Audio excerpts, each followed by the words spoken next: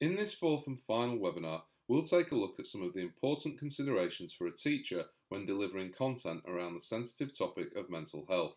For your reference, much of what we're about to cover is supported within your HeadStrong 2.0 Teacher Resource Booklet on pages 11 and 16. As you know, talking about mental health can sometimes be difficult, but one way to reduce the unfortunate stigma surrounding mental illness is to talk about it unapologetically and openly.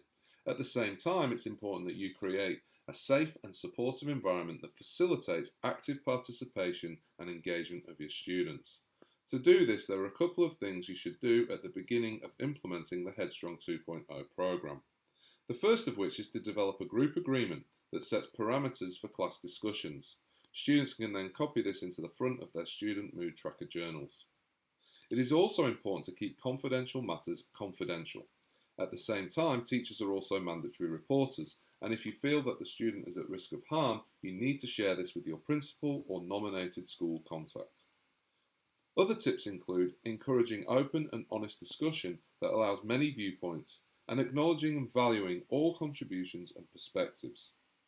It is also important to respect that some people may not feel comfortable sharing, and everyone has the right to refrain from discussing anything that might cause discomfort or distress. You could perhaps invite students to write down their thoughts so they can share them later if or once they feel comfortable. Whether working as a whole class or in small groups, when dealing with sensitive issues such as mental health and well-being, classroom discussions need to be managed with sensitivity. In setting up a safe and supportive environment, it's important to create an atmosphere of trust between the teacher and students. However, it's also important to emphasise to students that they shouldn't disclose personal information in a public forum such as a class lesson. There are a number of sensitive topics that could come up when talking about mental health, including suicide, self-harm, or abuse. If you feel that a student is about to disclose sensitive information about themselves, protective interrupting is a strategy you can use to prevent this from happening.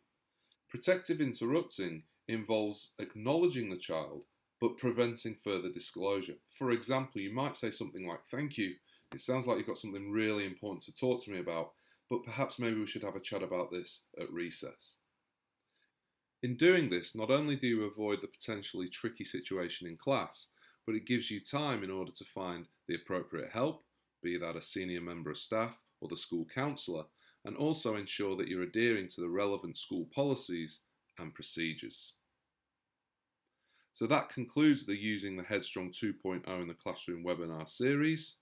Don't forget that much of the content we've covered today is supported in the HeadStrong 2.0 curriculum resource available at www.headstrong.org.au.